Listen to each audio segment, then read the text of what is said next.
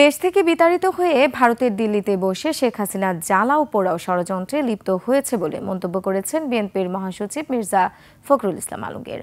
বিকেলে চাঁপাইনবাবগঞ্জ সরকারি কলেজ মাঠে পদ্মা বাঁচাও গণসমাবেশে তিনি বলেন, দেশে যেন সুস্থ জাতীয় নির্বাচন না হতে পারে সেজন্য শেখ হাসিনা সেই কূটকৌশল চালিয়ে যাচ্ছে।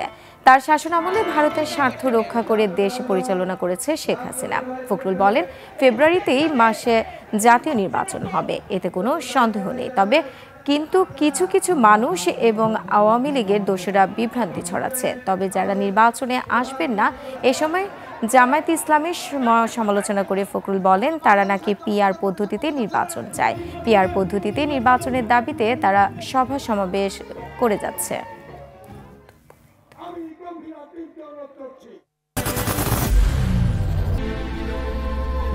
I am Ox.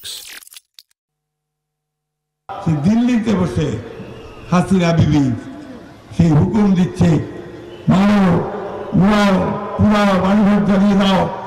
ওই হাসিনাকে কেন আপনারা এই দেশে ফেরত আসতে দেবেন? বন্ধুগণ, তার বিরুদ্ধে হত্যা মামলা শুরু হয়েছে। রায় হবে 17 তারিখে। এই 17 তারিখে রায় হবে। তারা পরিকল্পনা করছে যে এখানে তারা আবার কিছু গোলযোগ সৃষ্টি করতে চাইছে। 2024 সালে ফেব্রুয়ারি মাসের প্রথমার্ধে এই নির্বাচন হতে হবে।